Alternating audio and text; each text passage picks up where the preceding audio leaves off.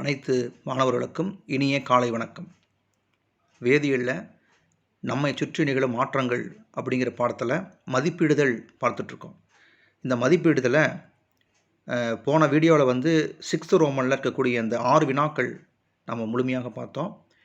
இறுதியாக பார்த்திங்கன்னா இந்த மதிப்பிடுதலில் இந்த ரோமன் லெட்டர் 7ல் இருக்கக்கூடிய நற்பண்பு அடிப்படை வினாக்கள் அப்படிங்கிற இந்த 2 வினாக்கள் மட்டும்தான் நமக்கு பாக்கி இருக்குது. இந்த 2 வினாக்களையும் நாம் இப்போது பார்க்கலாம். 1வது கேள்வி என்ன கேட்குறாங்க அப்படின்னா, இந்த கேள்வியை கொஞ்சம் நல்லா புரிஞ்சு தான் செய்யணும். குமார் என்பவர் வீடு கட்ட திட்டமிடுகிறார். கட்டுமான பணிகளுக்கான இரும்பு கம்பிகளை வாங்குவதற்காக அவர் தனது நண்பர் ரமேஷுடன் அருகில் உள்ள இரும்பு பொருள்கள் விற்பனை செய்யும் கடைக்கு செல்கிறார். நல்லா புரிஞ்சுக்கங்க, குமாருங்கிறவர் தான் வீடு கட்டுறாரு. அதுக்கு அவருக்கு தேவையான இரும்பு கம்பியை வாங்குவதற்காக தன்னுடைய நண்பர் ரமேஷை கூட்டிக்கிட்டு கடைக்கு போகிறார். இப்போ உங்களுக்கு புரியும். கடைக்காரர் முதலில் புதிதாக நல்ல நிலையில் உள்ள இரும்பு கம்பிகளை காட்டுறார். இப்போ கடைக்காரர் என்ன சொல்கிறாருன்னா, புதுசாக இருக்கக்கூடிய இரும்பு கம்பிகளை பார்த்தீங்கன்னா நல்லா இருக்குது. புதுசாக இருக்கக்கூடிய இரும்பு கம்பியை ஃபஸ்ட்டு காட்டுறாரு. பிறகு சற்று பழையதாகவும் பழுப்பு நிறத்திலும் உள்ள கம்பிகளை காட்டுகிறார். அப்புறம் என்ன செய்கிறாருன்னா, ரொம்ப பழசாக இருக்கக்கூடிய இரும்பு கம்பி, அப்போல்லாம் பார்த்தா துரு பிடிச்சி ரொம்ப பழுப்பு நிறமாக மாறி போச்சு, ரொம்ப பழசு, அந்த மாதிரி கம்பிகளையும் காட்டுறார். புதிதாக உள்ள இரும்பு கம்பியினுடைய விலை அதிகமானதாக இருந்தது. அவர் புதுசாக இருக்கக்கூடிய இரும்பு கம்பி காட்டினார் இல்லையா ஃபஸ்ட்டு, அந்த கம்பி நல்லா இருக்குது, புதுசு, ஆனால் விலை அதிகமாக இருக்குது. மேலும் அந்த விற்பனையாளர் சற்று பழைய கம்பிகளுக்கு விலையில் நல்ல சலுகை தருவதாக கூறுகிறார். அப்போது அந்த பழுப்பு நிறம் பிடிச்சிருக்கக்கூடிய அந்த பழைய இரும்பு கம்பியை காட்டினார் இல்லையா, நீங்கள் இந்த கம்பியை வாங்கிக்கிட்டிங்கன்னா உங்களுக்கு நான் விலை ரொம்ப குறைச்சி கொடுக்குறேன், பழைய கம்பியை நீங்கள் வாங்கிட்டீங்கன்னா விலை நான் குறைச்சி கொடுக்குறேன் அப்படின்னு சொல்கிறார். யார்? கடைக்காரர் சொல்கிறார். இப்போ குமார் குமாரினுடைய நண்பர் யார்? ரமேஷ். விலை மலிவாக உள்ள கம்பிகளை வாங்க வேண்டாம் என்று அவர் வலியுறுத்துகிறார். ஒரு நண்பர் ரமேஷ் கூட்டிகிட்டு போனார் இல்லையா கூட, அவர் என்னங்கிறாரு, இந்த பழைய கம்பி துருப்பிடிச்சு பழுப்பு நிறமாக இருக்கக்கூடிய கம்பியை நீங்கள் வாங்காத அப்படின்னு சொல்கிறார். இதுதான் நடக்கக்கூடிய ஒரு நிகழ்வு. இப்போ கீழே கேள்வி கேட்டிருக்காங்க. என்ன கேட்குறாங்க? ரமேஷ் அப்படிங்கிறவர் நண்பர், அவர் சொன்ன அறிவுரை சரியானதா? ரமேஷின் அறிவுரைக்கான என்ன காரணம்? ஏன் அவர் பழைய கம்பியை வாங்க வேண்டாம் அப்படின்னு சொன்னார்? 3வது கேள்வி, ரமேஷ் வெளிப்படுத்திய நல்ல பண்பு என்னன்னு கேட்குறாங்க. அப்போது நமக்கே புரிஞ்சிருக்கும், ரமேஷுடைய அறிவுரை சரியானதானா? சரியானது. துருப்பிடித்த கம்பிகள் நீண்ட காலம் உழைக்காது, விரைவில் உடைந்துவிடும். ஏன் அவர் விலை மலிவாக இருக்கக்கூடிய அந்த பழைய இரும்பு கம்பிகளை வாங்க வேண்டாம் அப்படின்னாருன்னா, அது ஏற்கனவே பாதி துருப்பிடிச்சிருக்கு, விலை கம்மியாக கொடுக்குறாங்கிறதுக்காக நம்ம அதை வாங்கினோம்னா அது சீக்கிரம் என்ன ஆகுனா உடஞ்சி போயிடும், ரொம்ப காலத்துக்கு வராது. அப்போ விலை அதிகமாக இருந்தாலும் புதிதாக இருக்கக்கூடிய கம்பியை வாங்கினா தான் நன்மை அப்படின்னு சொல்லி அவர் அறிவுரை சொல்கிறார். இதுதான் அவருடைய சொன்னதுக்கான காரணம்.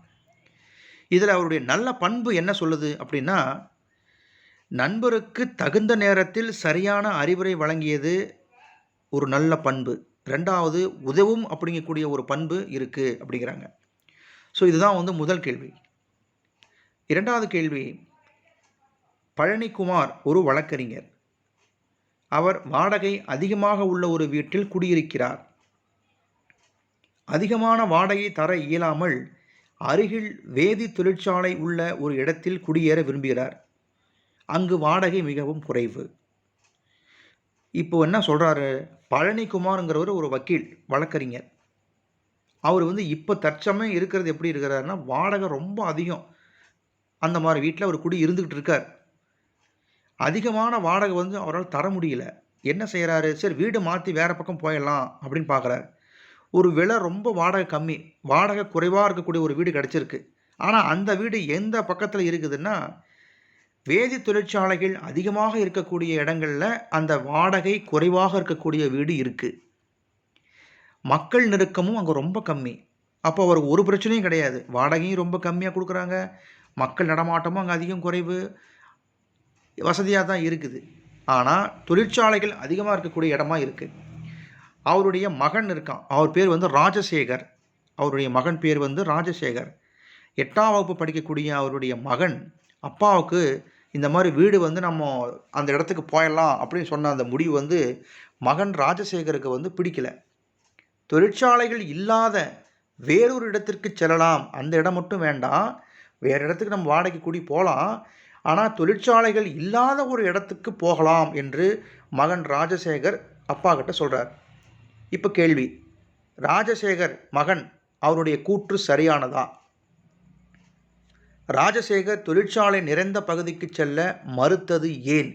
ஏன் தொழிற்சாலை இருக்கக்கூடிய பகுதிக்கு அந்த வீட்டிற்கு ஏன் போக வேண்டாம் அப்படின்னு அந்த பையன் சொன்னான்? அது ஒன்று காரணம்.